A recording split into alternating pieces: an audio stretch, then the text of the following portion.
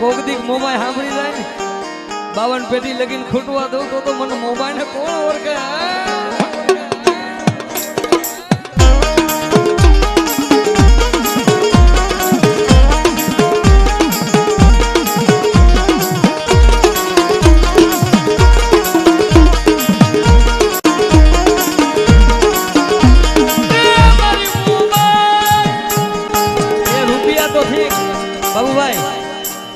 રૂપિયા થઈ આ તમારા ભાઈ ભેગા થયા છે ને